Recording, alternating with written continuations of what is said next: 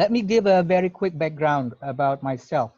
Uh, I've been teaching in university probably almost 4 years. Okay, before that I was in industry, but well, basically about 3 years. Dan dalam industri tersebut saya banyak menghandle project pelatihan bahasa Inggris bagi perusahaan. And some of my clients include BP. If you know, it's actually a multinational company from England, British Petroleum. Also BNI 46, also Eni, merupakan perusahaan petroleum Italia juga. Well, basically the list is kind of long. But what I learned from my experience is that basically the ability to speak and to conduct your business in foreign language is critically important.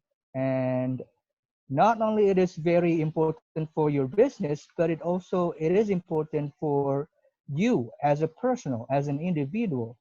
So that's actually what we're going to take a look at today. We're going to see in what areas foreign language plays a critical role in businesses. So, without further ado, biar nggak usah berpanjang-panjang, saya langsung saja kita mulai ya. Let me share my screen to you.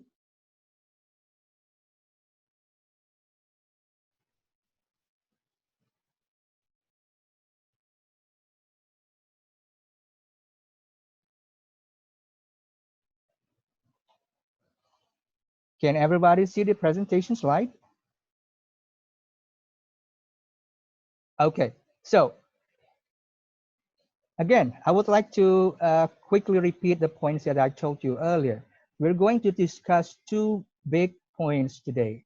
First, we're going to take a look at what makes it so important. Apa sih pentingnya, seberapa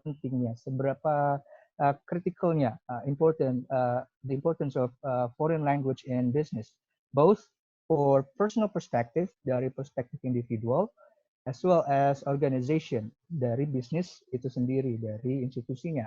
And then another important question that we're going to discuss is for Indonesians, especially, what foreign language should we learn? Nah, ada kaitannya dengan bisnis kita, khususnya para businessman Indonesia dan juga business students Indonesia. Apa sih bahasa asing yang harus kita pelajari agar mampu membantu kita dalam mengembangkan dan menjalankan bisnis kita? Is that okay? Questions maybe? Atau do you have another point that maybe need to be discussed as an additional agenda?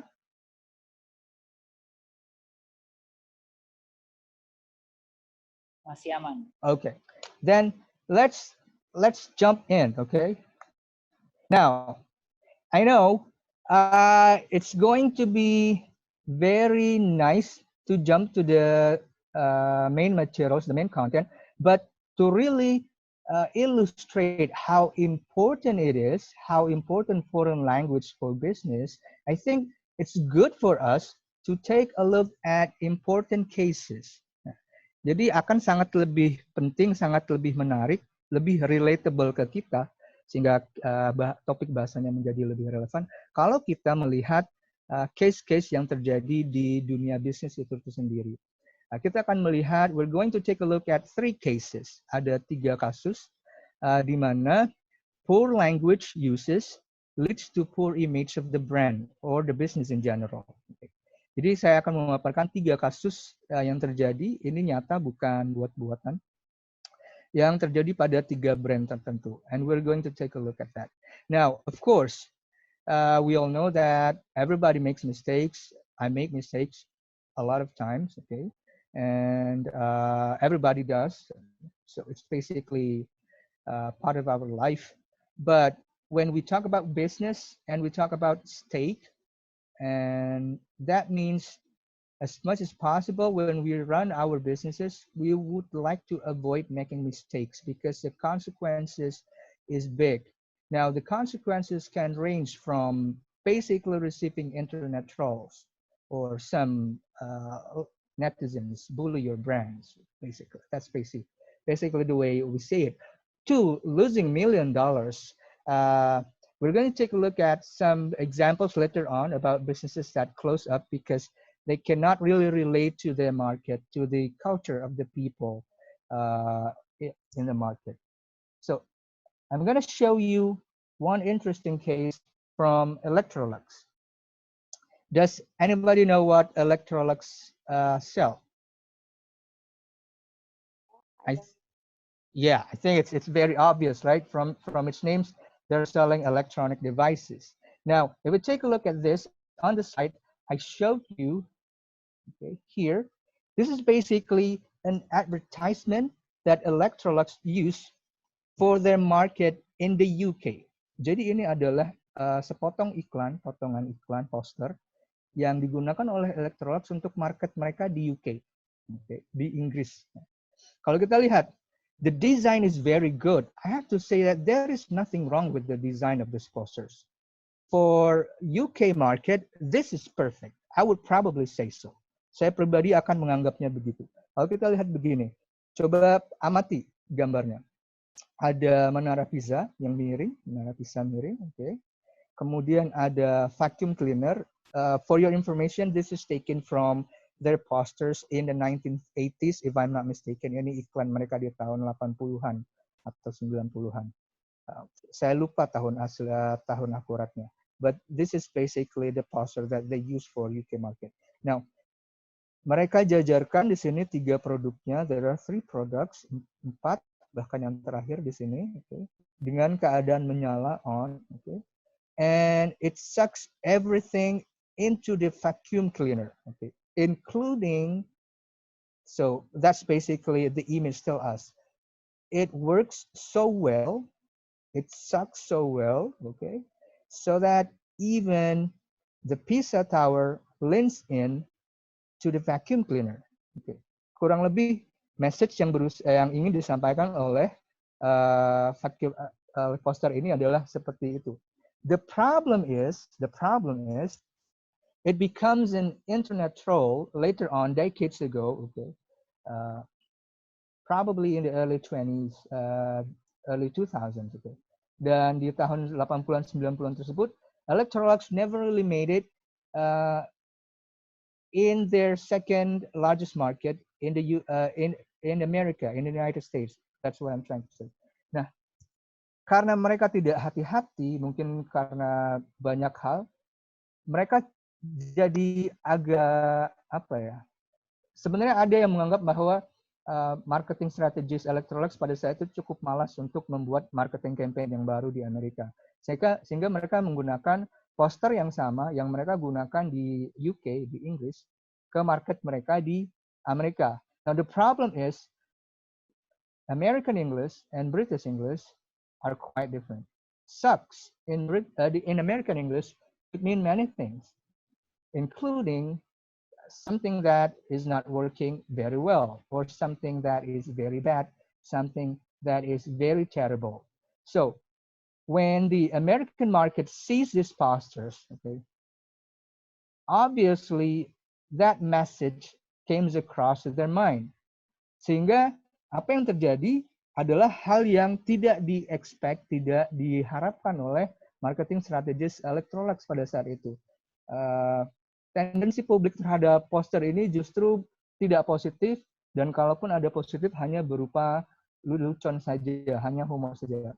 Sehingga mereka tidak bisa benar-benar secara efektif memperbesar pasar mereka di Amerika. Karena sucks di sana memiliki makna yang cukup diverse. Sehingga publik Amerika pada saat itu memahami poster ini sebagai tidak ada produk elektronik yang paling jelek atau lebih jelek dari Electrolux. That's what really happens in their American market. So that's a small mishap, okay? Sebenarnya hanya kesalahan kecil with only one misused words for that specific context, but the terrible effect happens and they basically didn't make it in the market. Now let's take a look at the second case. Now, I really hope you're familiar with this product. If you go to Gramedia, you will probably see these products being displayed, okay, in certain corners of the stores. Pena seperti ini sebenarnya sudah tidak lumrah lagi digunakan. Sehingga mereka pivoting. Kalau dulu ini hampir semua kalangan punya. Tapi sekarang mereka pivoting menjadi pena yang ditargetkan untuk kalangan eksekutif atas. Karena penggunaan pena tinta sudah, tinta cair khususnya sudah sangat tidak lumrah zaman sekarang. Now, this is the case from Parker's, perusahaan pena ini. When they try to penetrate their market in Mexico. Ini kasus terjadi pada saat mereka mau penetrasi market mereka di Meksiko. They try to create a posters, membuat posters, membuat iklan, to reach out to their prospective consumers in Mexico. And of course, in doing so, they need to provide the translations. Now, if you take a look at the tagline here, it won't leak in your pocket and embarrass you. Itu kurang lebih tagline dari produknya, tagline dari produk-produk Parker ini. Jadi penanya itu karena pena tinta dan didesain sedemikian rupa dengan baiknya, sehingga dijamin tidak akan bocor dan tidak akan meluber tintanya, menutupi atau keluar dari kantong-kantongnya. Jadi, it will not embarrass you. That's basically what the poster tries to say. Now, they provide a translation here, basically to reach out to the customers. But what they didn't really think through, tapi yang mereka tidak lihat, yang mereka tidak pahami adalah terjemahan bahasa Spanyol.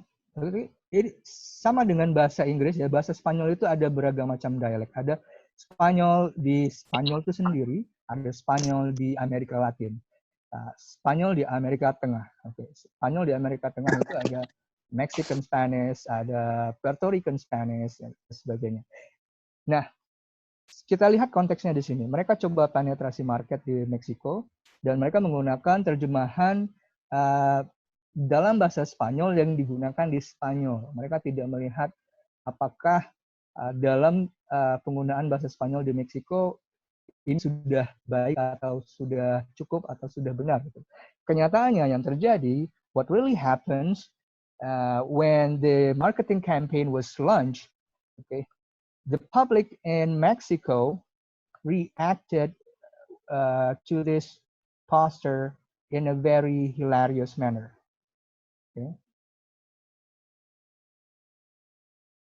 Jadi apa yang terjadi? Ternyata di Meksiko, embaraza atau embarazar itu memiliki makna yang lain. Ada makna kata casualnya, slangnya dalam komunitas pengguna bahasa Spanyol di Meksiko, yang sebenarnya itu bermakna to impregnate, untuk membuat seseorang menjadi hamil. So, rather than creating a very catchy tagline like it won't leak in your pocket and embarrass you, ternyata bagi publik Meksiko ini ditanggapi sebagai it won't leak in your pocket and make you pregnant.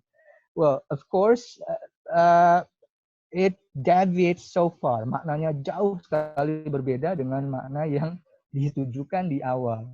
Sehingga seperti yang sudah diketahui juga, kasus ini sudah cukup banyak dibahas. Marketing campaign mereka untuk hal ini fail, dan mereka harus melakukan marketing campaign yang baru. Now, the third case, kasus ketiga, juga serupa. Kasus ini, kalau teman-teman, if you're familiar with this product, I'm not sure we have this product in Indonesia, but it's actually quite famous in the US. Coors Beers itu salah satu produk yang sangat familiar di market sana. Mereka mencoba melakukan penetrasi di Spanyol, penetrasi market Spanyol. Ingin mencoba menjual produknya ke calon konsumen di Spanyol. Dan untuk itu mereka melakukan sejumlah marketing campaign. Dan marketing campaign yang mereka lakukan tentu saja agar sesuai dengan konteks harus ada localization, ada terjemahan, ada poster yang dalam bahasa Spanyol dan sebagainya. The problem is mereka menerjemahkannya secara literal, sehingga apa yang terjadi, tagline mereka turn it loose, yang sebenarnya sangat populer di Amerika, turn it loose, mereka gunakan secara mentah di Spanyol, yang ternyata dalam konteks Spanyol itu maknanya sangat berbeda. Artinya get diarrhea. Jadi it's completely different. Tidak perlu saya jelaskan secara spesifik, tapi kita bisa dapat gambaran bahwa apa yang ditujukan oleh sebuah produk tersebut pada akhirnya gagal. Mereka tidak bisa menyelesaikan, melaksanakan marketing campaign mereka dengan baik karena localization dan translation mereka sangat jelek. So up to this point, do you have any questions, guys? Any questions maybe? No? If not, we're going to do something that would force you to be active a little bit, okay? Ketimbang hanya diam dan mendengarkan, saya ingin teman-teman juga aktif. Jadi saya sudah siapkan. Nah, oke, ini activity yang pertama, activity untuk kita lakukan bersama-sama. So this is basically a product made by one of lecturer in Podomoro University. Ini produk asli, hasil karya dosen Podomoro University. Beliau adalah dosen program studi desain produk. Beliau adalah seorang desainer yang cukup ternama dan produk ini dinamai Ciliwung oleh beliau. Now, suppose, imagine you want to penetrate specific market in any area. Terserahlah market mana ya, tapi kurang lebih kita harus menggunakan bahasa internasional di sini. What kind of tagline you are going to use for this product? Perhatikan dulu desainnya seperti apa, ukurannya, bentuknya, keunikannya, lalu kira-kira tagline apa sih yang cocok?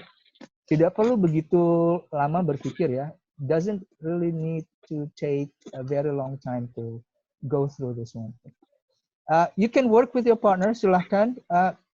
Bisa chat privately dengan teman kalau mau.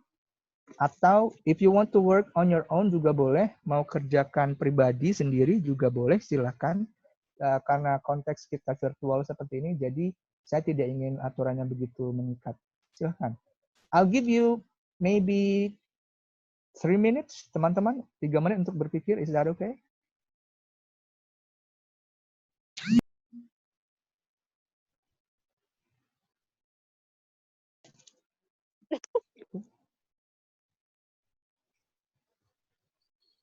Any response, people?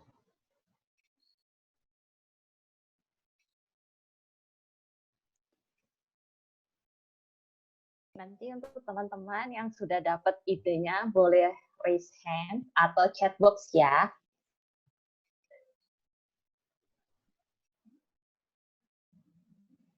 Yeah. Atau kita panggil namanya aja Pak Dang, biar seru. Boleh, oke. Okay. Itu kan mantep tuh, kita panggilin nanti mau nggak mau pasti bersuara Pak Dang. Saya sudah lihat beberapa orang yang sudah mengaktifkan mikrofonnya. That's actually a good indication. So, pikirkan saja sejenak, mungkin dalam 1-2 menit, tidak perlu terburu-buru. Nanti kita coba minta keaktifan teman-teman ya, partisipasi teman-teman.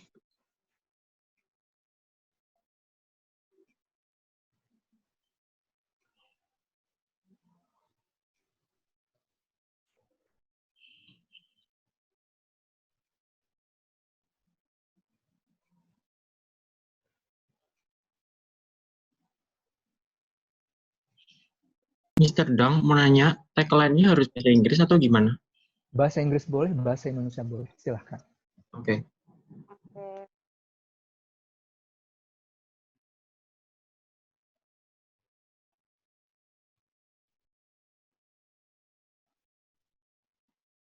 Okay. When you are ready, just let me know, okay?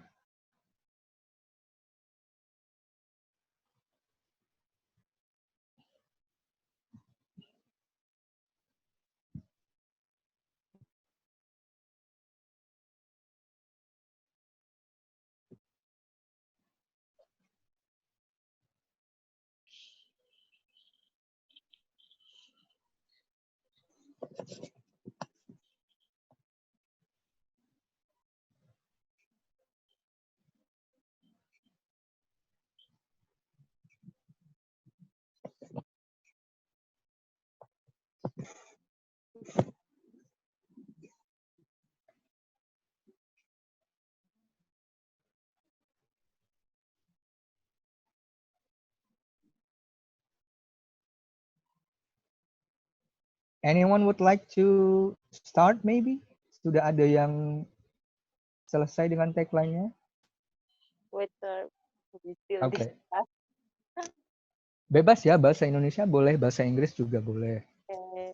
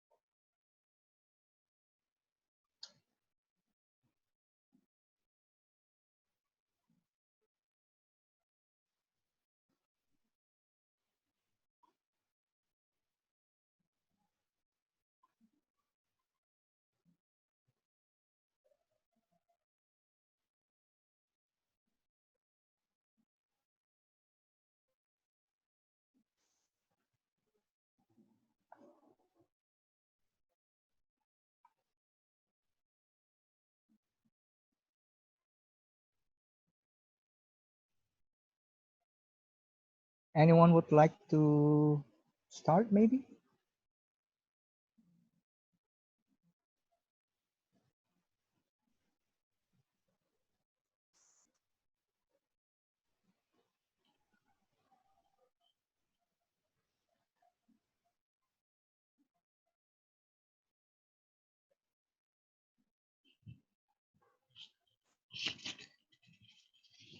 Ada yang sudah dapat idenya, teman-teman? Belum Kak, bentar. Oke. Tenang. Semangat. Sepertinya Gilda bersungguh-sungguh sekali Iya. ya. Ini benar-benar kayaknya nyari inspirasi ini. Semangat Gilda. Iya, Tapi Matt. nggak usah sampai setengah jam ya. Relax, santai aja. Siap.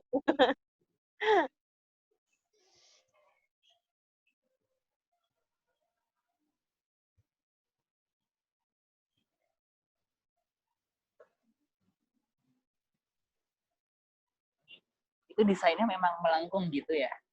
Iya, Oh, mungkin beliau terinspirasi dari sungainya ya. Makanya dia memiliki lekukan-lekukan. Tetapi saya belum bicara dengan beliau secara langsung. Itu hanya dugaannya.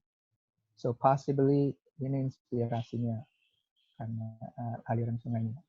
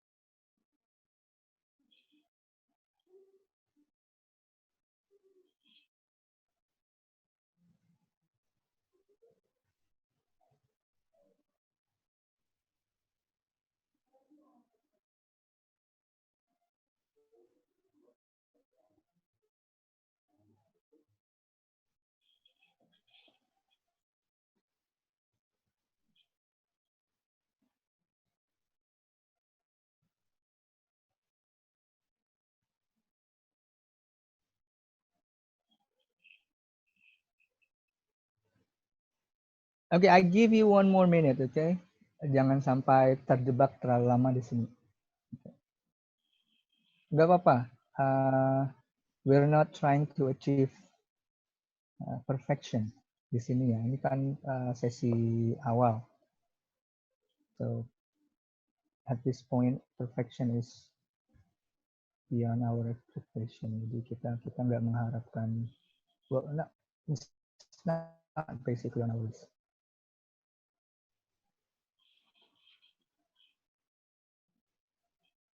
Kalau teman-teman sudah siap, mungkin bisa dimulai salah satu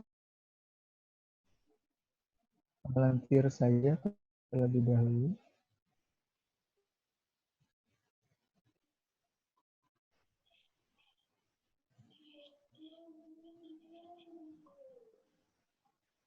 Apa kita mau panggil aja Pak Dam?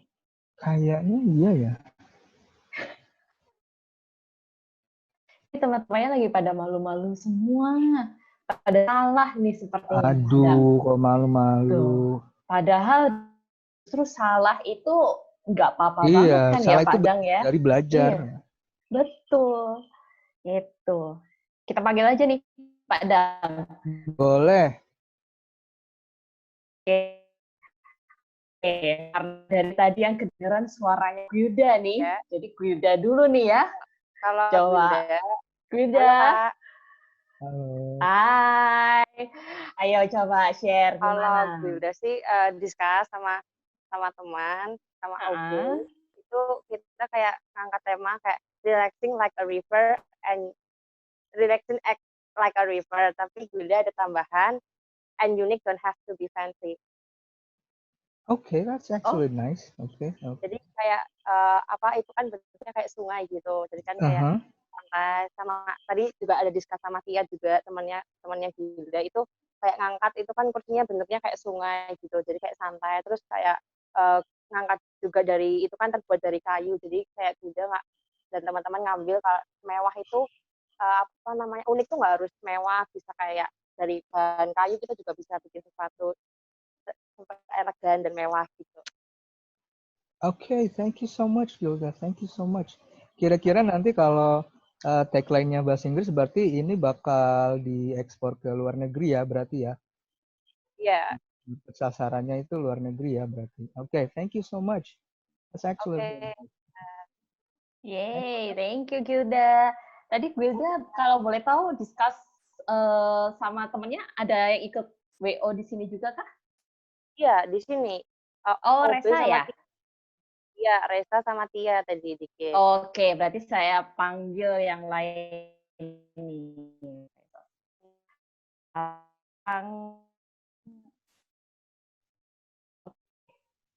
Dari SMK Mekanik Cibino, Graito Probo Nurat Mojo. Apa ini panggilannya? Graito, ada nggak?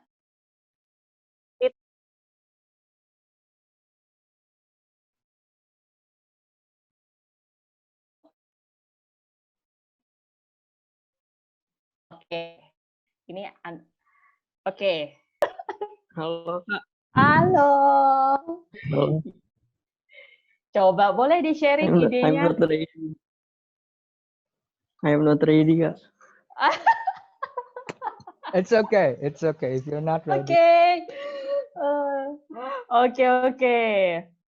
Coba kita coba lagi dari siapa nih di sini ada yang namanya Chris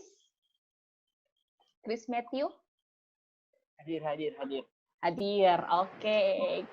Chris boleh di-sharing Chris idenya? Oke, kalau aku dapatnya get rest and feel the flow. Wah, keren banget, get rest and feel the flow. Okay. That's actually quite catchy ya, feel the flow dengan konsep Sungai Ciliwungnya yang mengalir. Okay. Yeah, it tells a lot about the product. Okay. Nice. Thank you, Chris. Hehehe. Thank you, Chris. Oke, next kita coba Welcome. Beatrix,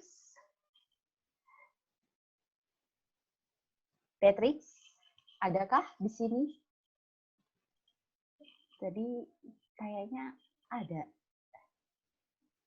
Oke, nggak ada suaranya. Baik. Coba Haikal Abdulwasi dari Bandung nih. Mana nih suaranya dari Bandung nih? Haikal. Haikal. Wah, ini banyak yang malu-malu nih Pak Dang. Gimana nih? Iya, pada sembunyi nih.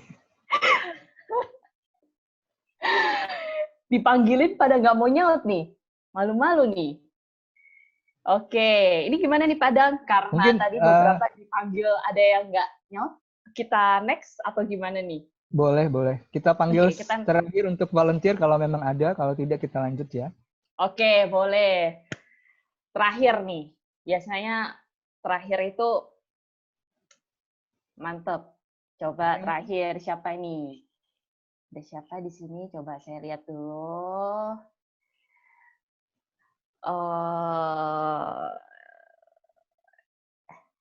Janice. Ada yang dengan Janice dari SMA Puhua, Purwokerto. Oke, tidak ada suaranya juga, Pak Dam. Oke, so that's alright. Kalau memang masih malu-malu nggak apa-apa. Kita lanjut langsung ke bagian selanjutnya ya. But I really would like to appreciate Gilda and Chris yang tadi sudah membagikan pemikirannya, idenya ke teman-teman yang lain. That's actually pretty good. Okay. Now let's move on to the next part of the session. Okay. Bagian selanjutnya.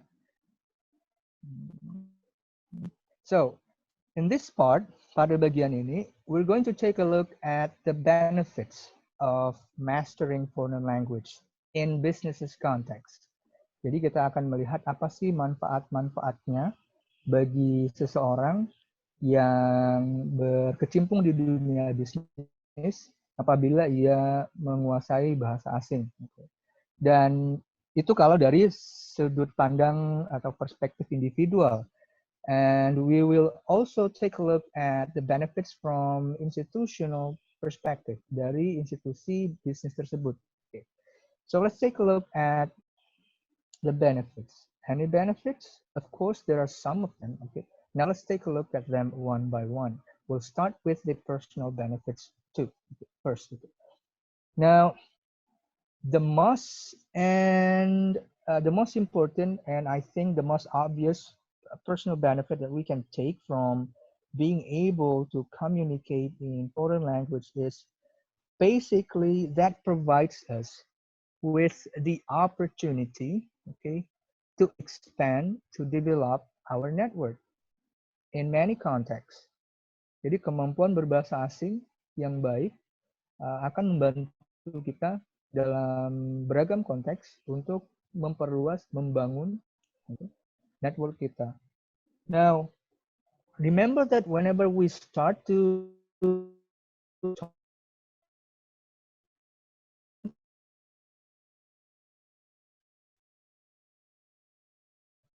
kita memulai sesuatu, mulai percakapan dengan orang asing, akan ada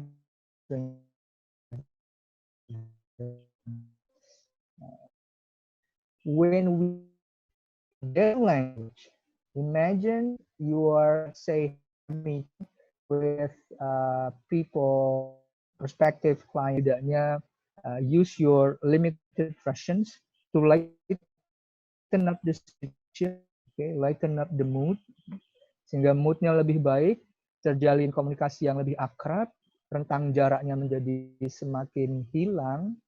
So it actually helps people on a lot of person-to-person communication situations, especially in business settings. Now, eventually, of course, this could earn you more trust from your counterpart. Tentunya pada tahap-tahapan selanjutnya, apabila ini terus dilakukan, akan lebih mudah dalam komunikasi dengan partner tersebut. So that's actually one point that we can basically say as the personal benefit of being able to speak foreign language in business context. Now let's take a look at the second point. Now, what we have here is basically very rigorous, very valid proof of scientific research for more than a decade. Jadi research dalam hal multilingual dan bilingual, dalam linguistik sudah menemukan, dan psikologi juga sudah menemukan bahwa sebenarnya kemampuan untuk menggunakan dua bahasa atau multibahasa, bilingual atau multilinguals, helps us a lot to be able to perform in tasks that requires conflict management. So, what research, a body of research says that basically people who speaks more than one language usually can see details that other people cannot see. The monolingual cannot see, and they can also manage conflicts in slightly better way. Enggak, orang-orang yang mempunyai kemampuan bilingual atau multilingual ini sebenarnya sangat diuntungkan secara kognitif. Mereka mampu memanage konflik dengan lebih baik karena mereka bisa melihat detail-details yang tidak terlihat oleh teman-teman yang hanya monolingual. Obviously, of course, in turn, this will help us in a lot of scenarios when we have to make decisions. Dalam situasi-situasi tertentu di mana kita harus membuat keputusan, tentunya kemampuan managing conflict ini, melihat segala sesuatunya dari perspektif yang netral, itu akan sangat membantu kita membuat keputusan yang baik.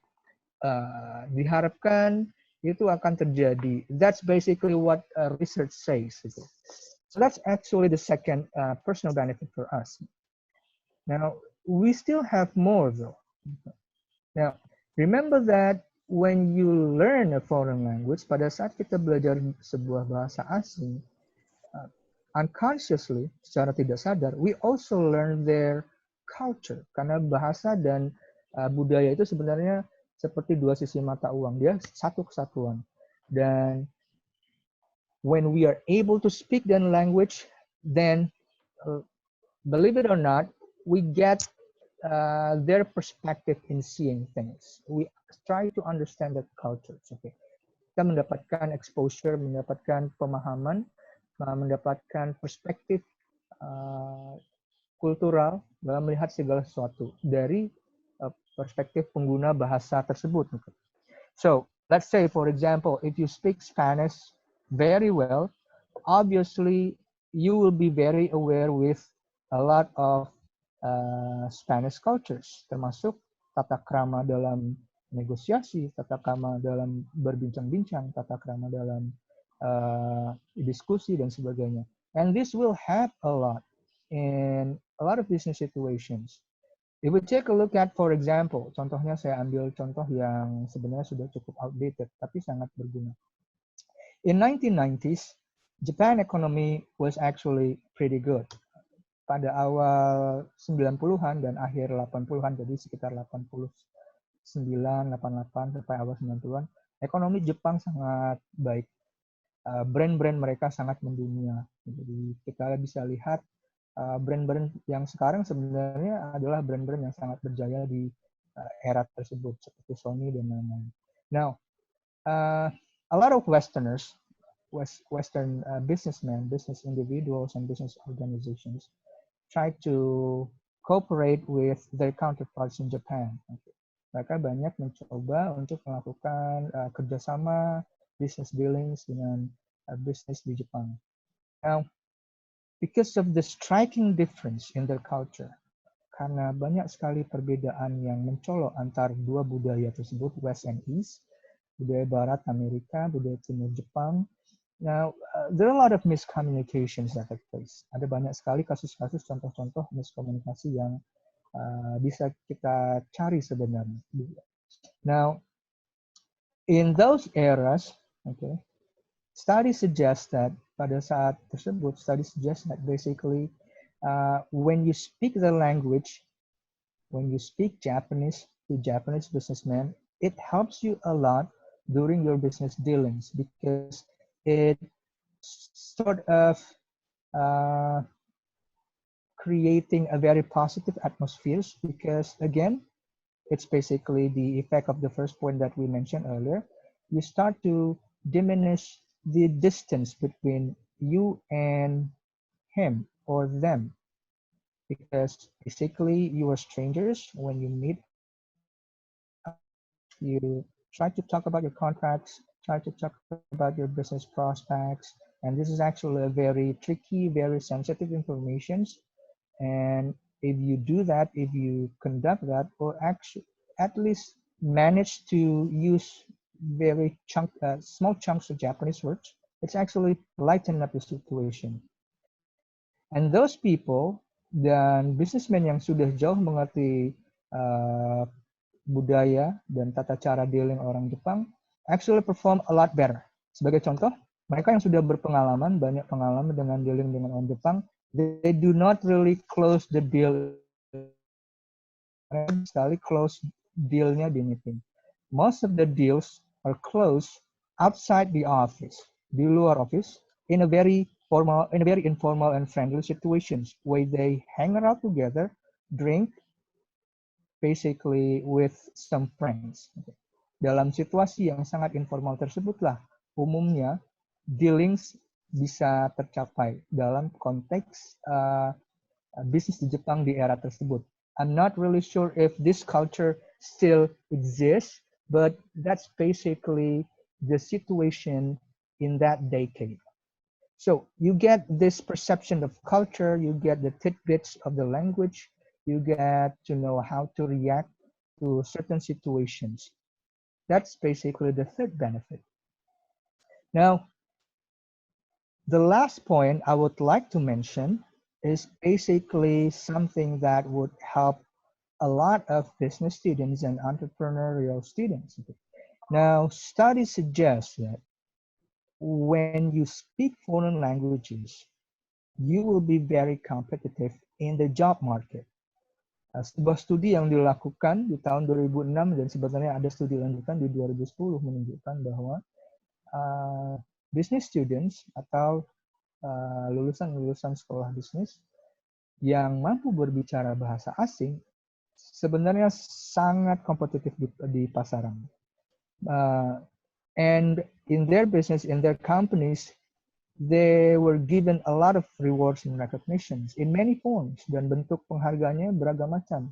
Mulai dari travel opportunities, kesempatan untuk bepergian ke luar negeri dalam konteks dinas tentunya.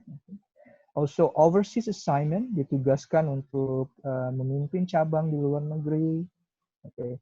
Promotion as well as salary raise. So we can see here that basically being able to speak a foreign language is an asset. Kemampuan berbicara bahasa asing adalah sebuah aset yang sangat bermanfaat bagi student, mahasiswa, yang nanti akan lulus membuat bisnis sendiri, atau jika tidak membuat bisnis sendiri, bergabung dengan korporasi atau dengan bisnis yang sudah ada berjalan.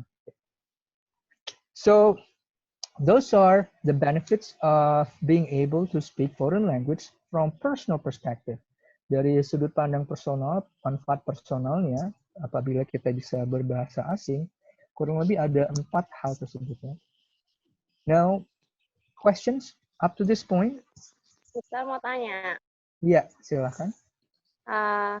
Kan tadi kan Mister tadi kan bilang kan kalau kita tadi menguasai berbagai bahasa. Nah, tapi misalnya Mister, kita udah menguasain kan berbagai bahasa, tapi gimana cara kita untuk membangunkan kepercayaan diri kita nih untuk to talk with strangers gitu? Oh, I see. Okay. So the problem that must be highlighted here is communication apprehension. Jadi masalah yang di highlight di sini ialah rasa takut untuk memulai komunikasi ya, bukan kemampuan berbahasanya, karena bahasanya dibilang sudah bisa ya. Okay. Now, this is actually a tricky question. Okay. Ini pertanyaan yang tricky ya.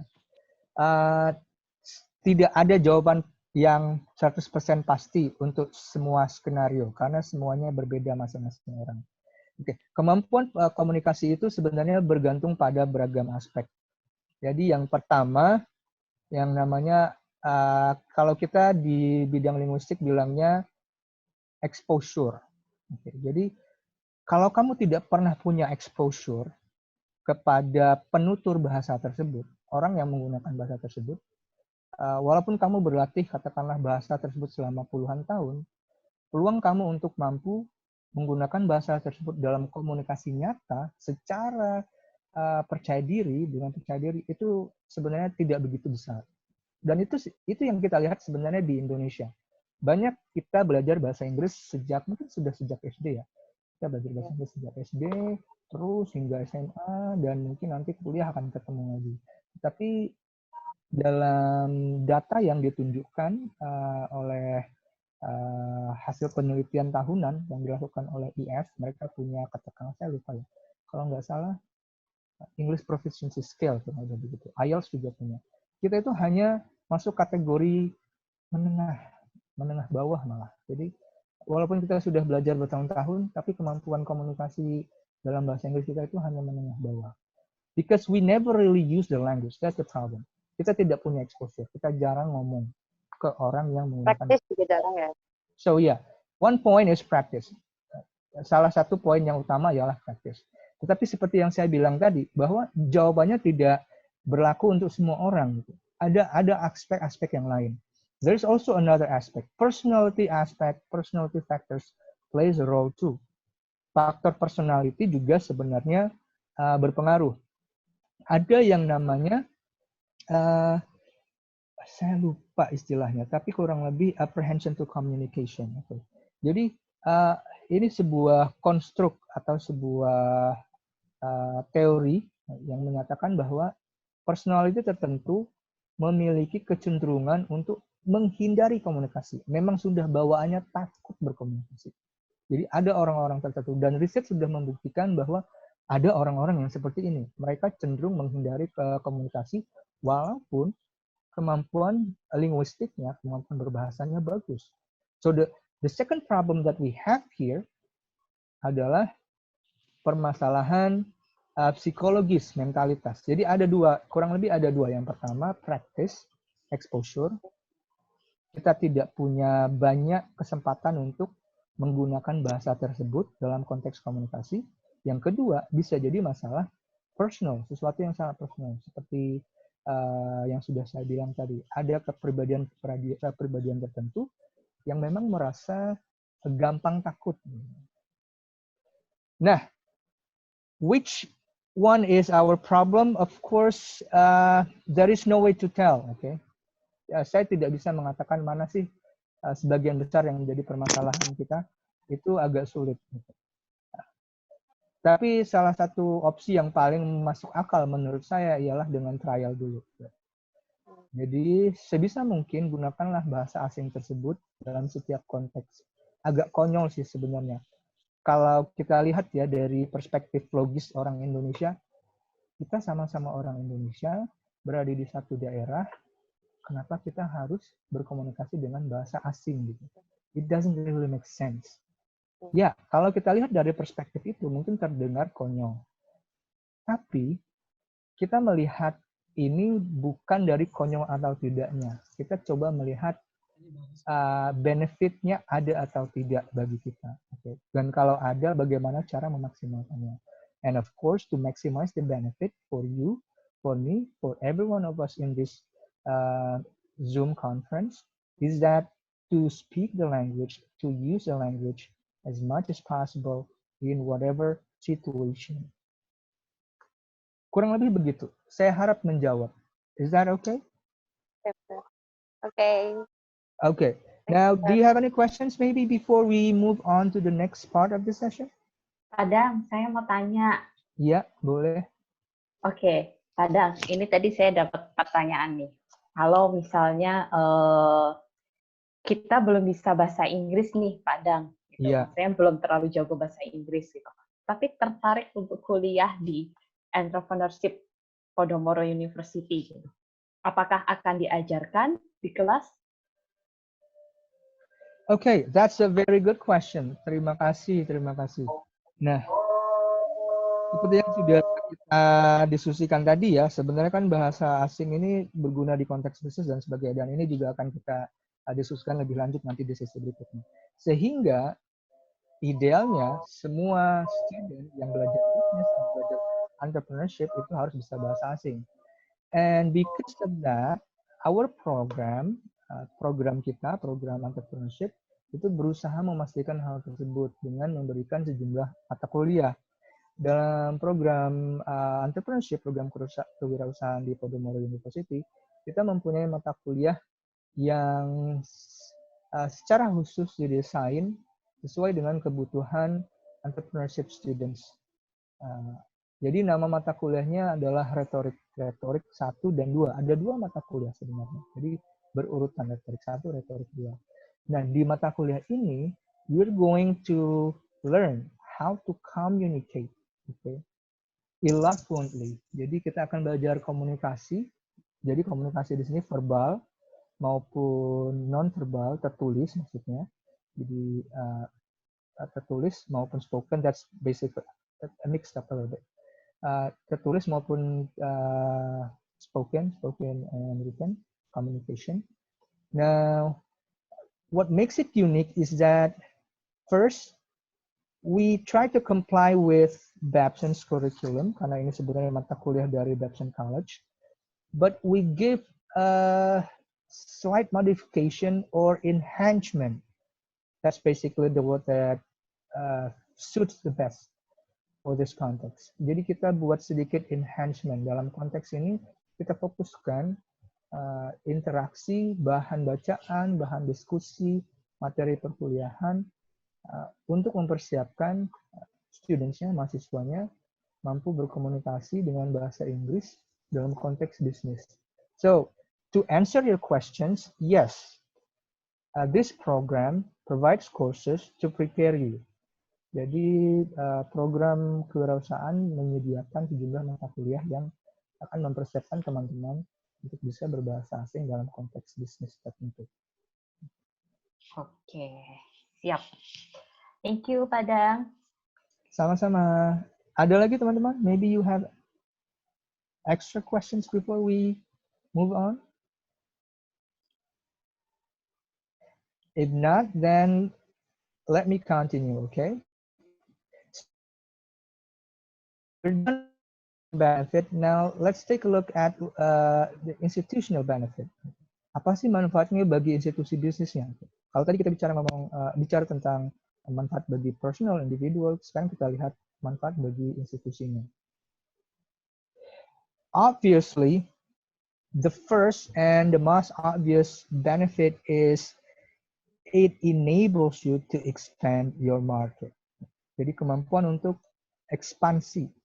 Dan ini sebenarnya yang sangat dicari, sangat dibutuhkan bagi semua yang menjalankan perusahaan agar perusahaannya berkembang.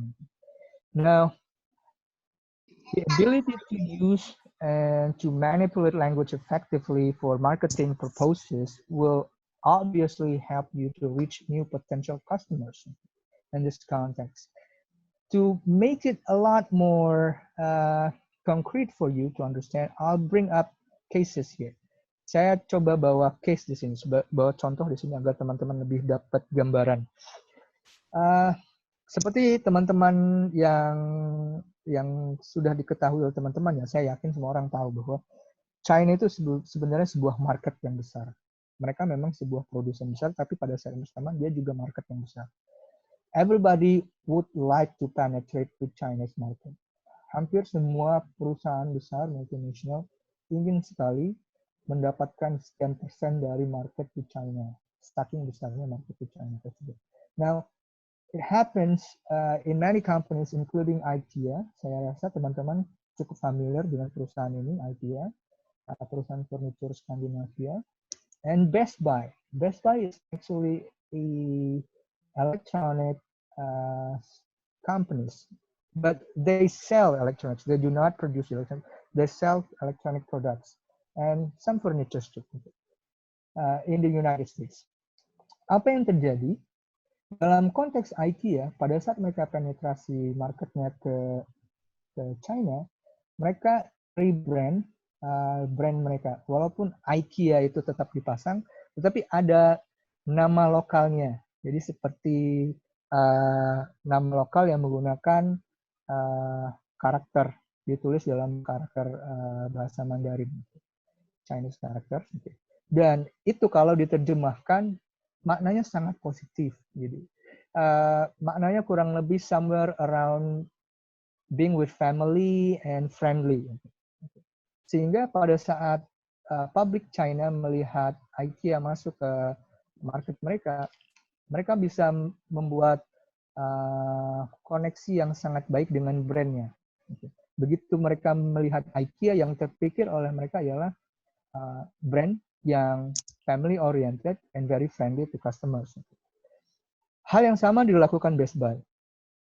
Best Buy mencoba penetrasi marketnya di China, dan mereka meniru, kurang lebih melakukan hal yang sama, mencoba menggunakan nama lokal untuk brand mereka. Best Buy itu diterjemahkan ke dalam bahasa Mandarin dengan karakter Mandarin ditulis. The problem is pada saat hal tersebut diterjemahkan, tidak ada input dari teman-teman yang mungkin berada di mainland China. Sehingga yang terjadi ialah brand lokalnya tersebut, Best Buy, dalam bahasa Mandarinnya itu justru memiliki makna yang sangat negatif. Kalau secara umum saya bisa katakan maknanya mungkin dalam bahasa Indonesianya, pikirlah 1000 kali sebelum membeli. Kalau diterjemahkannya dari bahasa Mandarinnya ke bahasa Indonesia. Jadi Best Buy diterjemahkan ke dalam bahasa Mandarin, maknanya kurang lebih begitu. Pikirlah 1000 kali, pikirlah berulang kali sebelum kamu membeli. Now, what happens is that doesn't really work in Chinese market. Walaupun sebenarnya maksudnya baik ya, ingin membuat brandnya relatable ke konsumen lokal dengan menggunakan karakter dan bahasa lokal, tapi justru karena terjemahannya tidak dilakukan dengan baik, yang dipahami oleh calon konsumen di sana justru salah kaprah. Akibatnya, untuk bertahan, Best Buy terus-terusan berusaha menggelontorkan banyak diskon. Mereka mencoba menarik perhatian konsumen di China dengan diskon terus-terusan. Pada akhirnya mereka tidak mampu perform dengan baik, brandnya tidak mampu resonate dengan baik di kalangan konsumen di China, dan mereka harus tutup di sekitar 2014 atau 2016, saya lupa. Tapi pastinya mereka sudah tidak beroperasi lagi di China. So we see here that basically when you are able to capitalize on your foreign language ability to manipulate your foreign language ability, your foreign language mastery, you can relate very well to your prospective customers in whichever potential market you would like to enter. Jadi di sini kita lihat bahwa kemampuan untuk mengkapitalisasi, memanipulate kemampuan berbahasa asing tersebut dalam strategi marketing dan branding itu akan membuka jalan kepada calon-calon konsumen dan membuat brand kita jadi lebih relatable, lebih familiar, lebih dikenal, dan memiliki konotasi positif di kalangan calon konsumen kita. So that's actually one benefit. Sampai sini questions, people? Nope. If not, let's take a look at the second point. Okay. Now, this has something to do with personal benefit that we discussed earlier. Ini ada kaitannya dengan kemampuan personal, tapi ini dalam konteks institutional. Cultural barriers, pada saat kita mampu capitalize kemampuan kita dalam berbahasa asing, dalam konteks korporasi, maka cultural barriers itu akan lama-kelamaan menghilang. Dan ini akan mampu membuat kita beroperasi dengan sangat baik di negara asing tersebut dan membantu dalam banyak hal. Every now and then it's going to help you. Whether, let's say, in dealing with local governments, with taxes, with politicians, with local communities, there will be so many scenarios, there will be so many situations in which you are going to see that your ability in foreign language will help you. That's basically the benefit that we can get for companies. Companies can capitalize on their foreign language mastery. Questions? Sampai sini teman-teman ada pertanyaan?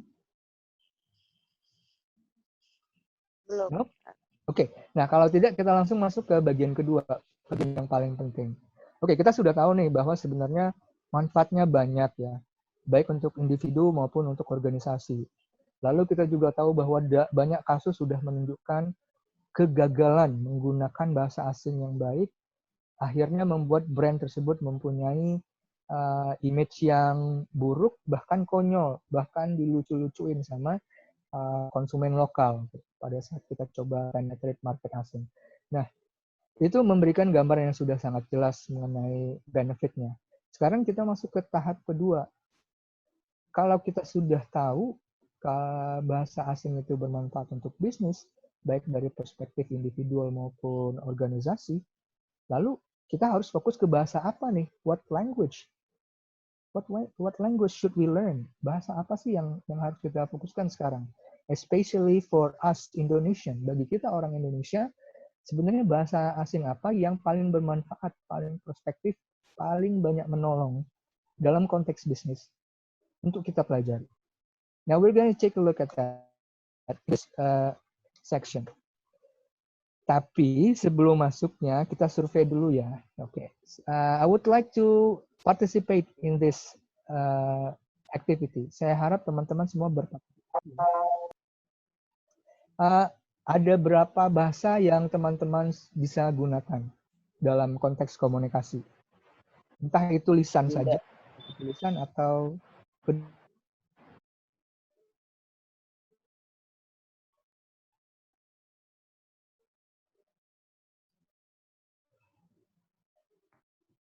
kita survei dulu ya, kita lihat ya teman-teman. Oops.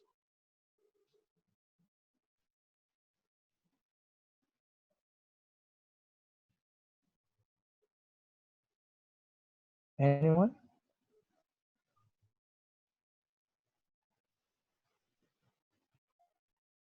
Okay.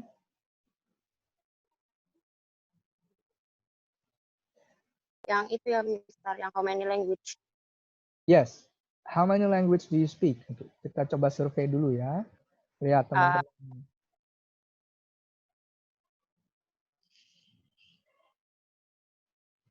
Ayo jangan ragu-ragu dong. Pasti saya yakin pasti banyak banget yang bisa bahasa asing di sini. Iya.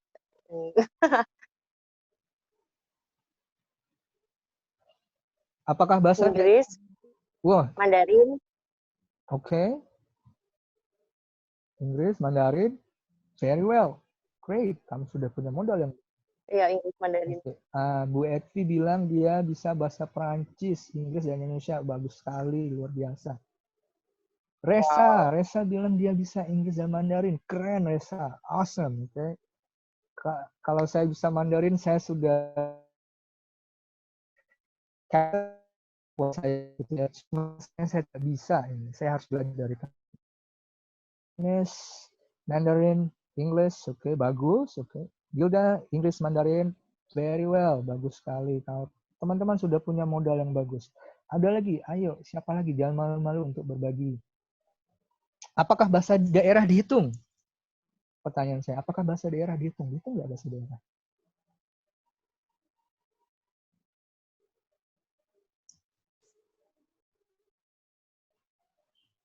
Kira-kira bahasa daerah bermanfaat nggak untuk bisnis? Coba teman-teman pikir. Bermanfaat nggak bahasa daerah untuk bisnis? Ada manfaatnya, ada sih. Ada, jelas ada ya. Banyak sekali contohnya, skenarionya, di mana kita bisa membangun relasi bisnis, menyelesaikan transaksi, closing, gitu, dengan kemampuan berbahasa daerah. So, jangan anggap enteng ya kemampuan berbahasa daerah. If you speak Javanese, if you speak Sundanese, if you speak Bataknese, okay, gunakan itu. Itu adalah modal yang sangat penting. Teman-teman yang lain ada yang respon mungkin selain Reza, Janice, dan Gilda? No? Okay, no problem. It's okay. Take your time. Setidaknya kita tahu dari 3 orang teman kita, dari Reza, Janice, dan Gilda, bahwa kemampuan Inggris dan Mandarin ada di sini. Inggris, bagus sekali Matthew. Oke, Chris Matthew. Inggris itu sudah bisa dibilang mungkin sudah apa ya? Untuk saat ini sudah bisa dibilang wajib. Tapi bukan berarti harus sempurna. Doesn't necessarily means that way. Nah, setelah kita survei nih, saya sudah lihat ternyata teman-teman juga banyak nih kemampuan bahasa asingnya yang bagus. Bagus, itu modal. Silakan di-capitalize nanti. Sekarang kita lihat. What language should we really learn for Indonesian context for Indonesians? Nah, jawabannya sebenarnya tergantung. Banyak hal ya. Tergantungnya pada banyak hal. Bukan hanya 1 faktor, 2 faktor, tapi beragam faktor. Tapi secara umum ada pembagiannya. Faktor ekonomi dan faktor non-ekonomi. Faktor ekonomi itu kita bisa lihat trading partners Indonesia ini siapa saja. Siapa trading partners utama kita? Ekspor-impor kita ini utamanya kemana dan dari mana? Atau faktor non-ekonomi, kita bisa lihat educational engagement. Hubungan pendidikan kita yang paling akrab dengan siapa? Orang kita belajar ke luar negeri banyak ke negara mana? Dan begitu pula sebaliknya, orang asing yang belajar ke Indonesia banyak dari mana? Atau tourism outlook, tourism intake, dari mana kemudian orang kita, orang Indonesia, berwisata biasanya kemana, itu juga berarti. Dan terakhir, political relation. Political relation really has a very important impact on defining which language should be learned.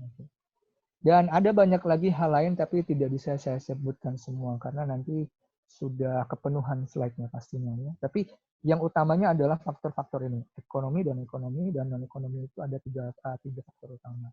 Educational, tourism, sama political. Nah, tak usah buru-buru, kita lihat pembanding dulu. Seperti apa sih kalau di negara lain? Negara lain melihat bahasa asing itu seperti apa? Nah, sebagai perbandingan, kita akan lihat case-nya di sini UK, jadi United Kingdom, sama US, United States of America.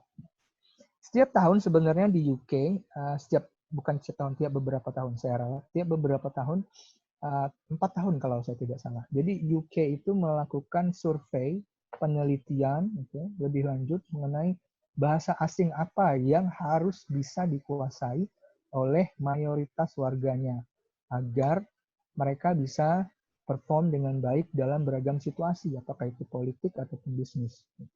Dan ada banyak faktor yang dipertimbangkan dalam menentukannya, termasuklah faktor-faktor yang sudah disebutkan ini ya.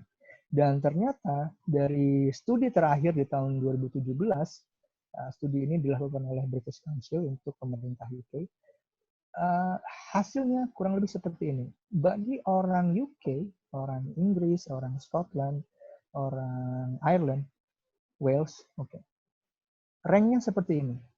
The most important foreign language for them is Spanish. Spanish itu yang pertama. And surprisingly, Mandarin increases to the second rank. Nah, ini tren terbaru ya dari beberapa tahun terakhir, teman-teman. Mandarin mempunyai dampak, mempunyai influence yang sangat besar dalam beberapa tahun terakhir. Rank mereka jauh naik dari sebelumnya ke sini di 4 ke 2. Artinya ada tren yang menunjukkan meningkatnya relasi bisnis dan politik antara pemerintah UK dengan China.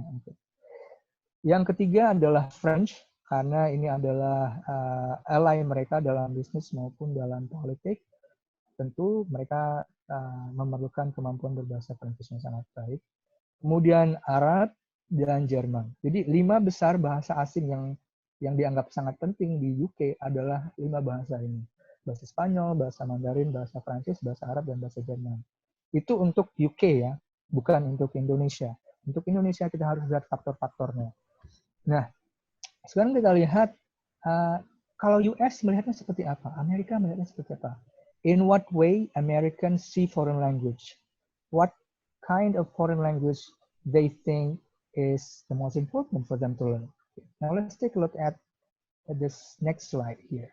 Now, according to a study conducted in 2010, jadi dalam studi ini, business managers di US itu ditanyai bahasa asing apa yang paling penting menurut Anda untuk bisnis Anda. Nah, jawabannya beragam, tetapi kemudian hasilnya diurutkan dalam rank sesuai dengan respon terbanyak. Nah, serupa dengan UK, bahasa asing yang dianggap paling penting bagi orang-orang di Amerika adalah Spanish. Tentu ini jelas alasannya kenapa, because Mexico is perhaps their biggest business partner. Mereka adalah partner terbesar Amerika baik dalam tenaga kerja maupun ekspor impor, sehingga kemampuan untuk berbahasa Spanyol yang baik itu sangat diperlukan.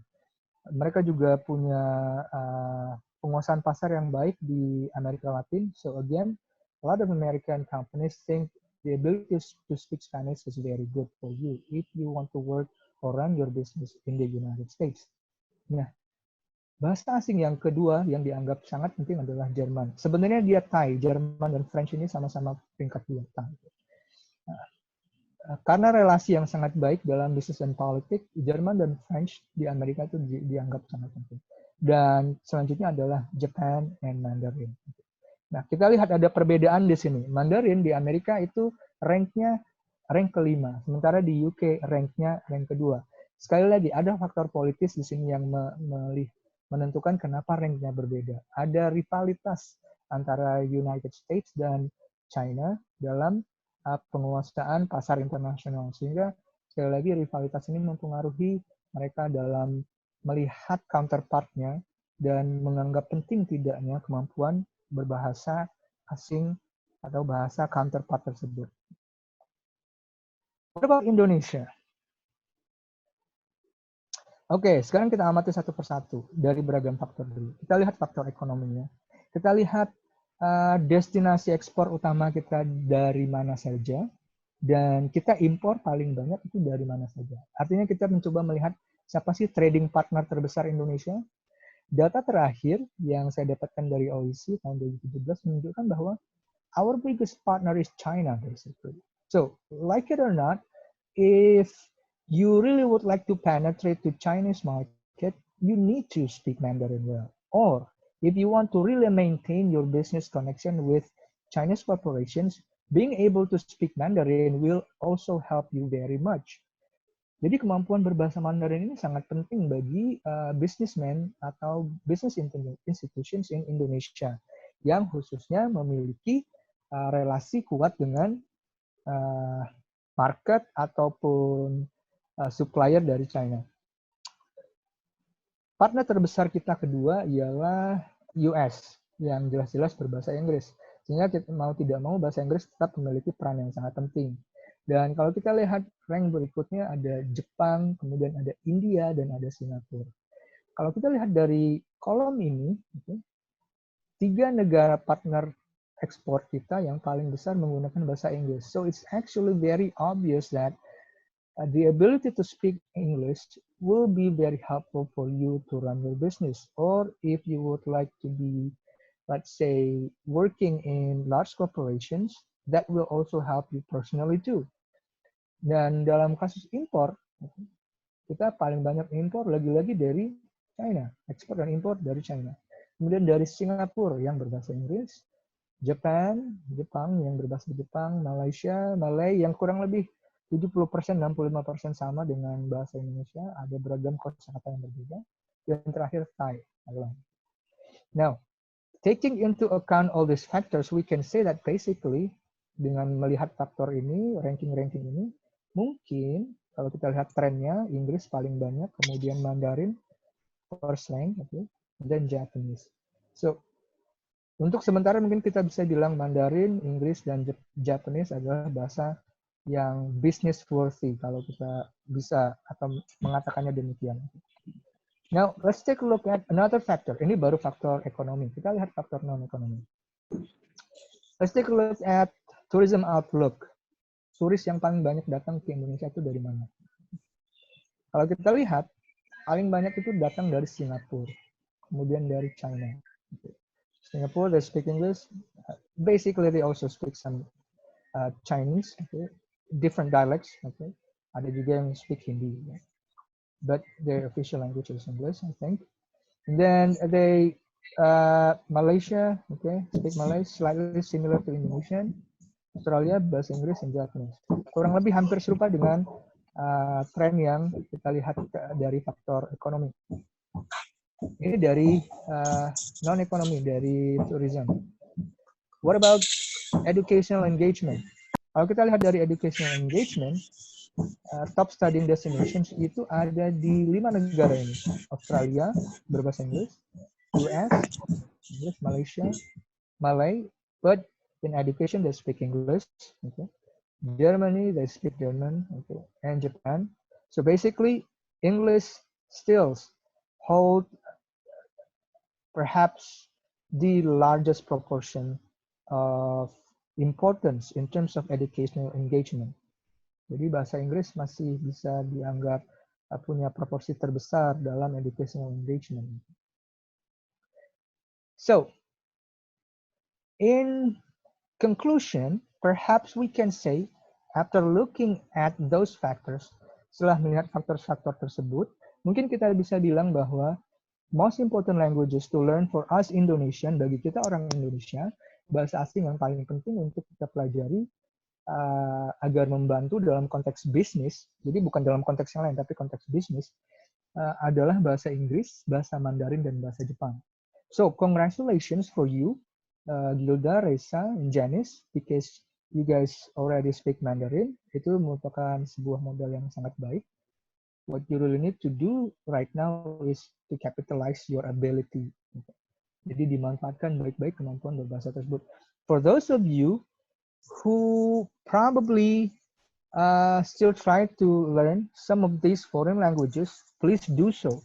Untuk teman-teman yang masih ragu-ragu atau masih belajar, sebaiknya tidak usah ragu-ragu ya, karena sudah jelas sekali bahwa kita sudah hidup di era yang global, sehingga kemampuan multilingual atau bilingual itu sangat perlu. Jadi setidak-tidaknya kemampuan berbahasa Inggris itu harus dalam level yang cukup baik ya. Tidak perlu sempurna ya, kita tidak perlu mengejar kesempurnaan, tapi working capacity, working ability itu sudah cukup. Working competence. Jadi antara ya sudah berbicara dengan cukup lancar, komunikasi baik, jelas, salah-salah sedikit sekali fine, no problem. As long as we can communicate, that's fine. So that's basically the end point of this section. Okay. Jadi kurang lebih poin terakhir dari section ini ialah ketiga bahasa ini ya. Tiga bahasa ini yang menurut saya itu paling penting untuk business people or business institution in Indonesia. Questions up to this point? Sampai sini ada pertanyaan?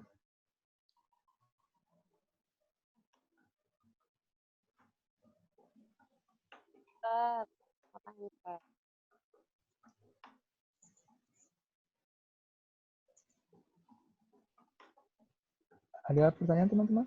Jika tidak, I would like you to be ready with your smartphone. Jika tidak, teman-teman tolong siapkan smartphone-nya. Okay. Before we end the session, sebelum kita akhiri sesinya, saya masuk ke bagian conclusion. I'm going to hold a very quick poll.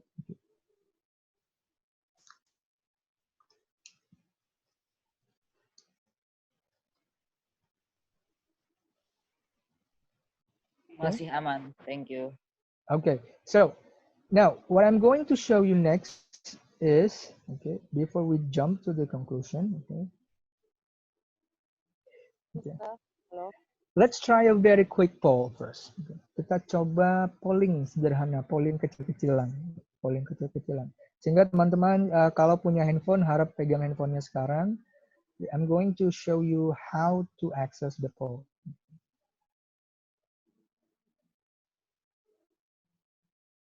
Now, if you take a look at here, okay, I created a poll. Saya membuat sebuah polling kecil-kecilan di sini agar teman-teman bisa coba Okay. Now, the way for you to respond agar teman-teman bisa merespon, silakan pergi ke alamat ini, paulev.com/arifhart189. Okay. Silakan buka alamat tersebut. Okay. Dan coba respon ke pertanyaan ini. What language do you want to learn in the future? Kita Okay. buka Di web masa juga. mendatang, bahasa asing apa yang ingin teman-teman pelajari? What foreign language do you want to learn in the future? Can you access the poll? Bisa diakses dari handphonenya teman-teman? Mungkin linknya boleh di-share di grup kali ya. Okay.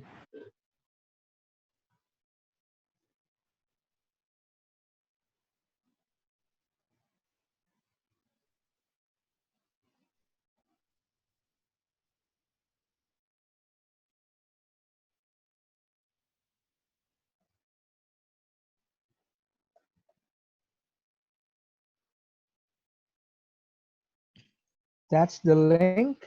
You can copy and paste the link. Silakan copy dan paste linknya ke browser masing-masing. Kalau sudah terbuka, akan langsung terlihat halaman polling-nya. Oke. We got one respondent. Ada satu responden yang bilang French. Ada lagi, teman-teman? Silahkan dicoba. Jangan ragu-ragu. Mandarin. Silahkan diakses poll-nya. Oke. Masih ada yang belum akses, silahkan coba akses Cuma dulu. bisa satu ya. Iya, cuma satu. That's the problem. Saat ini opsinya hanya satu dan Inggris sudah saya coret. Karena Inggris itu pada dasarnya a sort of primary language right now.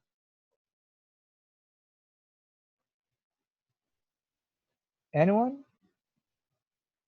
Oke, terus berdatangan responnya, terus bertambah-tambah responnya. Kita lihat. Japanese, sunset Japanese, oke.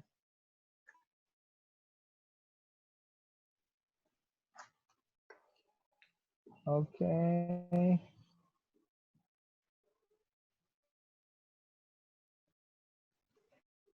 Awesome, people, awesome. That's awesome. Kita lihat. Wah, terus-terus. Oke, berdatangan responnya.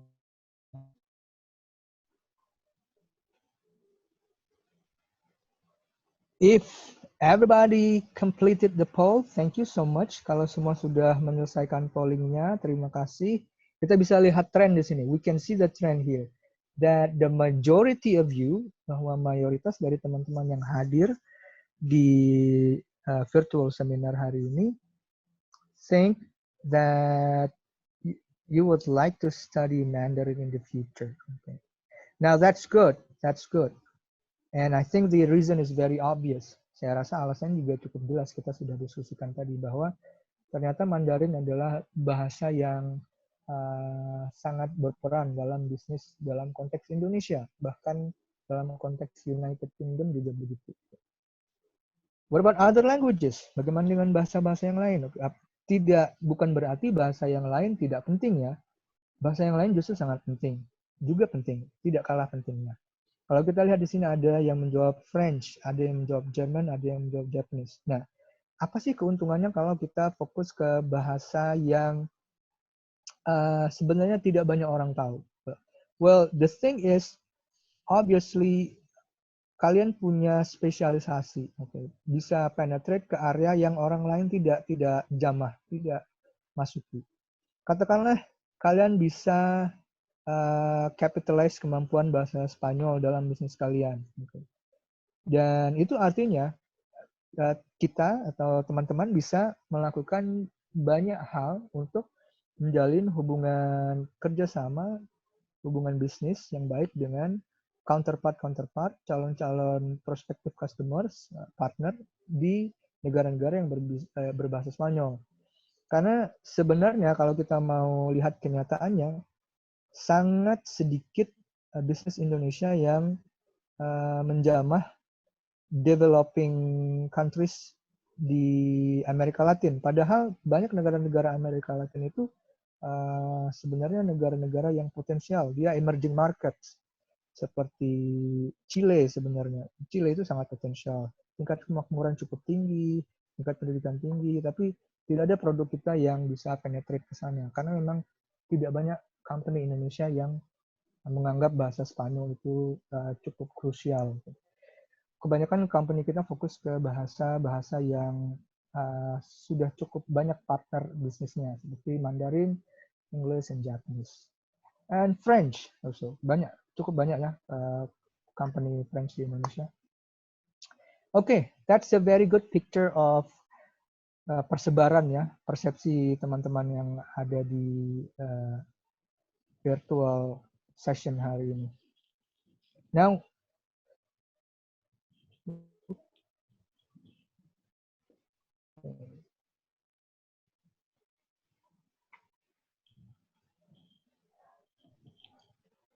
let us continue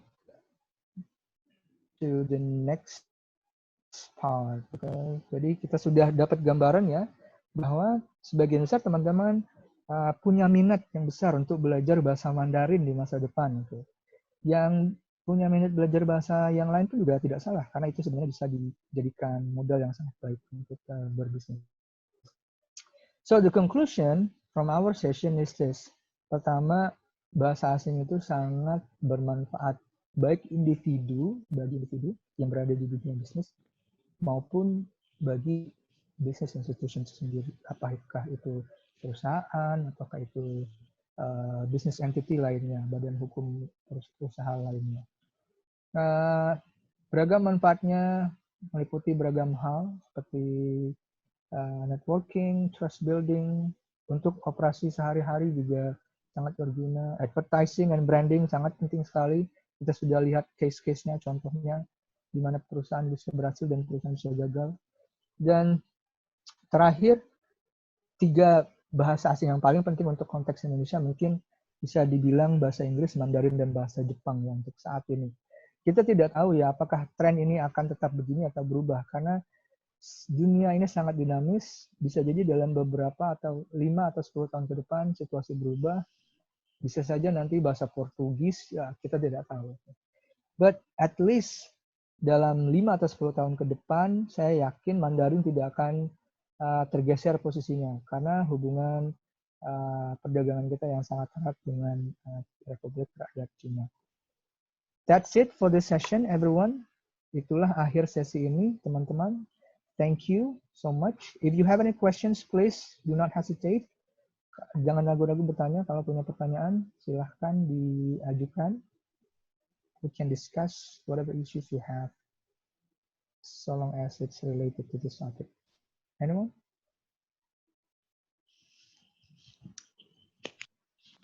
Ya, teman-teman, ada yang mau ditanyakan lagi sebelum kita masuk ke sesi akhir?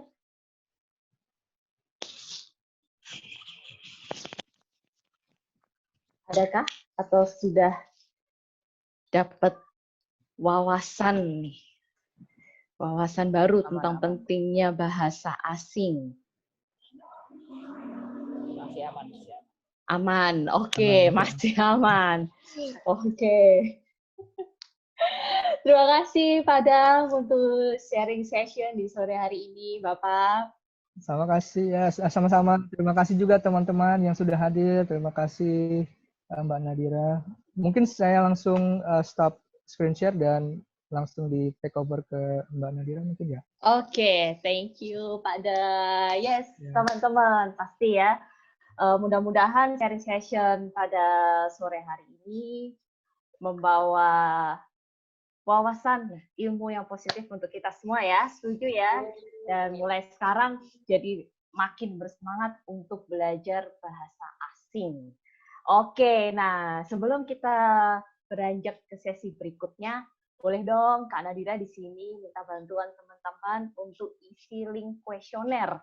Jadi nanti linknya akan kakak drop di chat box. Nah, kuesioner ini adalah untuk feedback ke kita apa yang gimana kesan-kesan kalian ini tentang sesi workshop pada sore hari ini. Nah, oke, jadi kita akan kasih waktu kurang lebih 5 menit untuk teman-teman bisa isi kuesioner. Nanti kalau kalian semua sudah isi, please raise hand atau komen di chat box. Kemudian kita akan lanjut ke sesi selanjutnya. Thank you. Bisa langsung di copy ya, teman-teman, linknya yang sudah kakak tulis di chat box.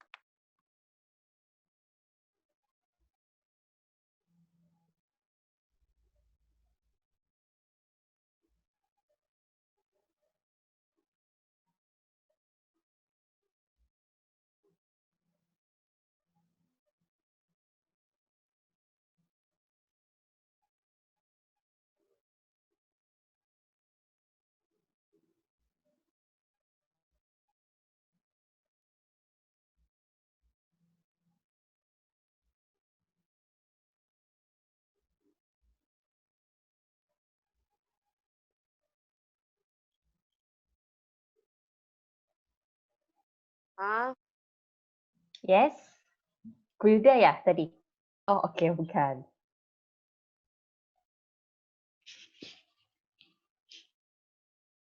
Ada yang sudah selesai isi? Belum kayaknya. Oke.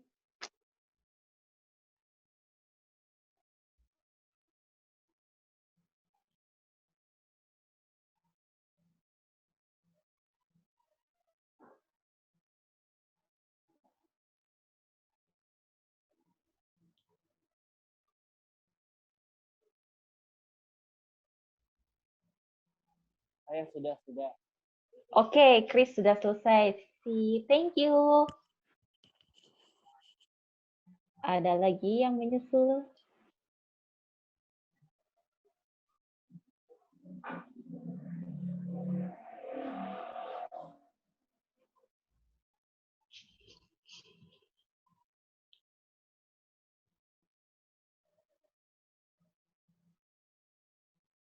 Kak, mau tanya, ini kan apa istilahnya Zoom kayak gini, nanti masih banyak materi-materi lainnya gitu atau cuman ini atau gimana Kak? Sorry Chris, suara kamu boleh agak keras sedikit? Oke, mau tanya, kira-kira masih banyak gak ya untuk e-learning selanjutnya dari Podomoro ini? Oh, tentu aja masih dong. Masih banyak. Kamu berminat untuk ikut e-learning kita selanjutnya? Ya tergantung apa yang dibahas. Oke, tentu aja masih gitu. Kamu follow Instagramnya Podomoro University? Belum. Nah, coba kamu follow di situ, udah lengkap banget setiap kali kita ada acara, kita akan selalu posting di Instagram Podomoro University. Jadi follow ya, ini juga untuk teman-teman yang lain, kalau mau tahu ada acara apa lagi sih di PU, boleh banget langsung ke Instagram Podomoro University, @Podomoro University. Oke, siap. Thank you, Chris.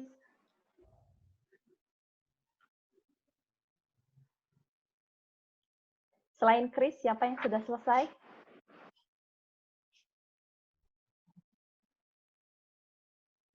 Ya kan di kolom kuesioner juga tadi ada apa materi yang dipinginin selanjutnya apa ya kalau nggak salah tadi. Oh, oke, yes. Kamu boleh tulis di situ gitu. Udah aku isi. Oke, sip. Mantap, Berharap di apa ya? Kita eksekusi ditindaklanjuti. jadi acara. Oke, siap. Thank you. Thank you ya, Chris. Oke, Haikal udah selesai nih. Teman-teman yang lain gimana?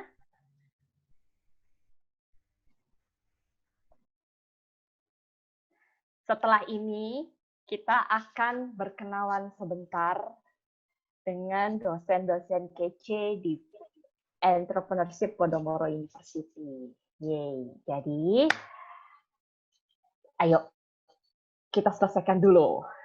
Oke, Fitria juga sudah selesai. Mantap. Kuyuda juga sudah selesai. Oke, yang lain. Janice. Terus siapa lagi nih? Ada. Oh, Janice juga sudah selesai. Resa, sudah selesai kah, Resa?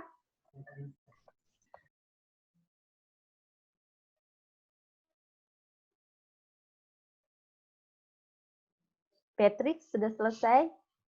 Yudi, gimana? Kemudian masih ada Haikal juga. Haikal.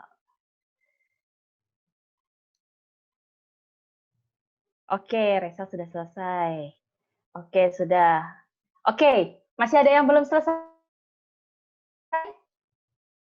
Karena setelah ini kita akan langsung masuk ke sesi perkenalan dengan dosen-dosen kece di program studi Entrepreneurship Podomoro University. Mantap.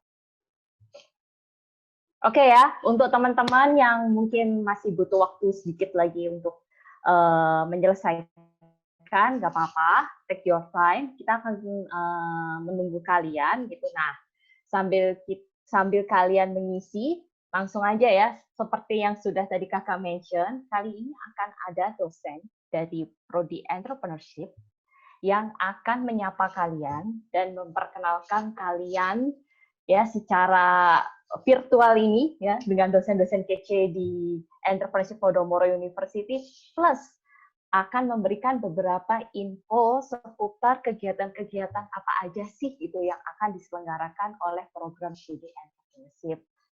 Nah, tanpa berlama-lama, jeng, kita sambut Ibu Eti. Selamat sore, Ibu. Selamat sore.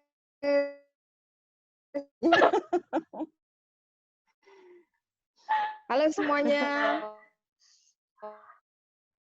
Halo.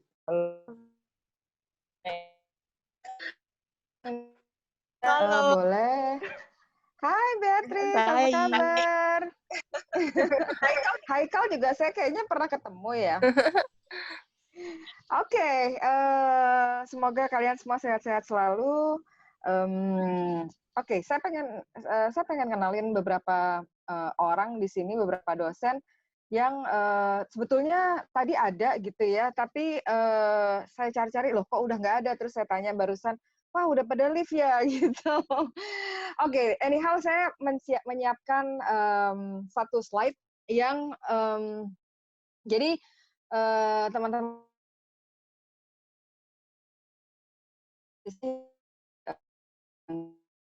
program studi entrepreneurship. Mungkin teman-teman sudah ada yang pernah kenal sama Pak Wisnu. Ini adalah ketua program studinya. Beliau, nah tuh ada tuh keluar.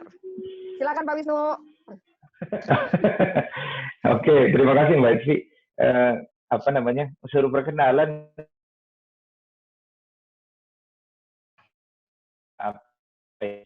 musik, terus nanti kita ketemu di semester pertama. Saya ngajar mata kuliah Thinking and Acting Like Entrepreneurial Leaders. Itu mata kuliah yang memang kita ambil dari Babson. Nah itu yang pertama kali itu seru banget ya. Nanti kita akan bicara mengenai entrepreneurship dengan langsung tidak teori tapi kita langsung melakukannya gitu. Nah teman-teman kalau mau dengar info tentang entrepreneurship atau belajar dari entrepreneurs lain, silakan juga tuh kita punya podcast namanya Story of the Doers. Nah, nanti googling aja di Spotify story of the doers, di situ ada beberapa entrepreneurs yang kita wawancara. Oke, gitu aja. Dan nanti kita ketemu di online. Silahkan kita kontak lewat Instagram atau lewat WhatsApp tadi yang masuk grupnya juga, misalnya mau tanya-tanya silahkan. Oke, sampai ketemu lagi. Saya masih standby kok di sini, Mbak Edvi. Siap. Thank you, Sir Wisnu. Nah, panggilannya kalau di kampus biasanya Sir Wisnu gitu ya. Yang kedua di sini ada perempuan dulu ya, saya perkenalkan. Yang kedua ada Ibu Kristi Dwita Mariana.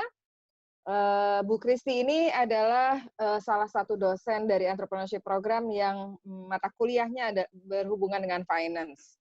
Tadi di awal sempat Bu Kristi join sama kita, tapi barusan kayaknya sudah leave leave the conference. Nah, kalau pengen tahu tentang bagaimana belajar finance, mungkin ingin tahu gimana sih caranya bukan caranya ya, lebih ke apa sih itu saham, ngapain sih itu orang di BEJ di Bursa Efek Jakarta itu pada hiruk pikuk. Nah, itu Bu Kristi bisa menjelaskan ke kalian. Kemudian saya lompatin dulu yang ini. Ada satu lagi yaitu Ibu Tunjung Narasati. Bu Tunjung ini keahliannya ada di desain.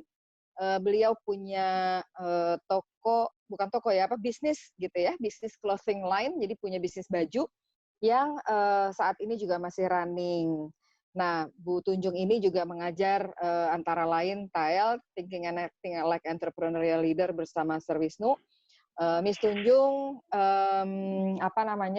juga jago gambar banget gitu ya. Jadi kalau misalnya kepengen belajar gambar juga bisa sama Miss Tunjung. Kemudian yang pakai baju oranye nih, yang genit banget nih fotonya. Ini adalah Bu Yasinta. Miss Yasinta adalah seorang lulusan dari psikologi. Nah, mata kuliahnya yang diajarin ke kalian nanti adalah antara lain social atau sociopreneurship. Jadi tentang bagaimana menjadi seorang entrepreneur, tapi juga apa yang dilakukan itu bermanfaat bagi masyarakat. Kemudian tadi barusan kita ketemu sama Pak Dang. Serdang ini benar-benar jagonya bahasa Inggris. Kami kalau dengar dia ngomong suka kadang-kadang kagum gitu ya. Kayaknya nggak bikin salah sama sekali gitu. Jadi kita pada malu nih gitu. Kalau saya kan bahasa Inggrisnya belajarnya di jalanan. Nah, kemudian ada satu lagi di sini namanya Pak Dion. Pak Dionysius Yusuf ini keahliannya ada di yang berhubungan dengan pangan. Beliau lulusan dari teknologi pangan, kemudian baru saja menyelesaikan S3-nya di Jerman. Oh ya, Pak Dang itu tadi lulusan dari Amerika. Saya lupa kalau nggak salah di state di Ohio ya, kalau nggak salah di Columbia. Betul Pak Dang? Masih ada nggak Pak Dang? Halo Bu. Di mana di Amerikanya Pak Dang? Di Michigan State Bu. Oh, Michigan State. Oh, saya pikir Oke. Dan Pak Dang waktu itu kuliah di sana berapa lama Pak Dang? 2 tahun. 2 tahun. Gila ya, baru 2 tahun aja saya keder. Oke. Pak Dion tadi dari Jerman, kemudian di sini ada Pak Banguning Asga, panggilannya Pak Asga. Tapi beliau pada saat ini sedang kuliah S3 yang baru aja mulai, mungkin ada setahunan gitu ya. Baru setahun mulai. Jadi Pak Asga ini akan kembali ke Indonesia. Sekarang beliaunya ada di Amerika. Akan kembali ke Indonesia dalam waktu 2 tahun lagi. Jadi mungkin kalian akan masih bisa ketemu. Saya sendiri, nama saya Edvi Gracia Ardani. Saya lulusan dari Management dan Marketing in Hospitality and Tourism, dan S2 saya juga ada di Tourism di MICE, dan sekarang saya sedang mengerjakan S3 saya di bidang komunikasi. Jadi sosial media, kemudian sosial media dan lebih ke media massa itu adalah spesialisasi saya. Bu Kristi ini juga sedang ambil S3 di UI, dan kami akan mencoba untuk memberikan yang terbaik buat semua mahasiswa, khususnya karena kami semua sudah mendapatkan pelatihan dari Babson. Kurang lebih seperti itu. Kemudian untuk acara-acara di program studi entrepreneurship, kami ada beberapa acara yang dalam rangka work from home. Sebetulnya ada acara yang offline juga, tapi dalam rangka work from home akhirnya semuanya dibuat menjadi online, dan salah satunya adalah online workshop seperti ini. Ada workshop dilakukan oleh dosen yang tadi teman-teman lihat semua. Kemudian habis itu kami juga ada yang namanya Entrepreneur Webinar Series. Jadi kami mengundang entrepreneur untuk bicara di depan mahasiswa, tapi juga dibuka untuk teman-teman yang masih SMA atau baru aja lulus SMA. Waktu itu kita kedatangan salah satu orang entrepreneur di bidang pelatihan komunikasi dan public speaking. Beliau namanya Charles Bonar Sirait. Tanggal 14 April sudah lewat, kemudian tanggal 29 April kami juga menerima atau menyelenggarakan Entrepreneur Webinar Series dengan PT Suara Inovasi Indonesia. Perusahaannya itu sedang membuat aplikasi model seperti Zoom yang kita gunakan ini. Kemudian minggu depan tanggal 12 ada Entrepreneur Webinar Series dengan Orbit Ventura.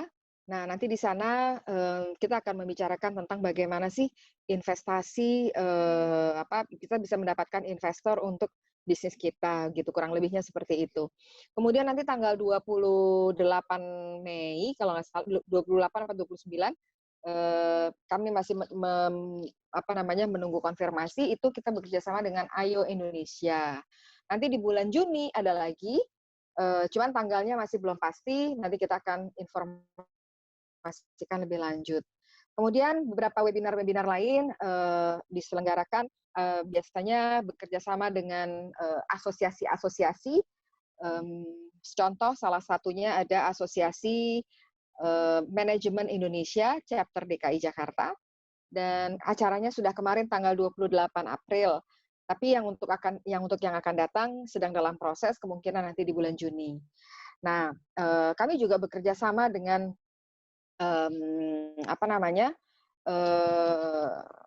tadi nggak dicatat jadi lupa mau ngomong apa. Kami juga bekerja sama dengan, sebentar saya buka catatannya, aduh parah ya saya ya. Kami juga bekerja sama dengan beberapa perusahaan, di mana perusahaan-perusahaan diwawancara, jadi beberapa profesional dari perusahaan yang diwawancara, dan bisa dibuka di YouTube channel-nya Entrepreneurship Podomoro. Di situ kami mewawancarai orang-orang yang memang pakar di bidangnya. Di situ sudah ada video tentang bagaimana dunia konstruksi itu dijalankan. Nama channelnya adalah Business Inside Talk. Kebetulan saya yang mengantarkan ke acara tersebut. Kemudian yang kedua yang sudah diupload adalah diskusi tentang bagaimana pasar pada saat ini kalau kita mau berbisnis dari sisi konsumennya itu seperti apa sih. Nah, itu sudah ada juga di channel YouTube-nya.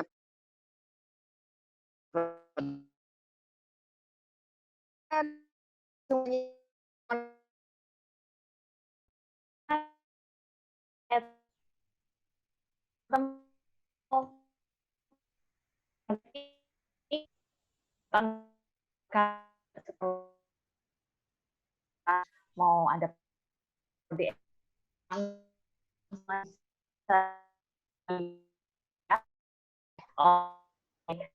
William, karena Kak William ini dari Marketing Podomoro University. Nah, Kak William ini akan memberikan informasi seputar mengenai beasiswa dan juga konsultasi online, workshop online. Yuk, kita langsung aja Kak William. Silakan Kak William. Ya, terima kasih Kak Nadira. Hai teman-teman semua.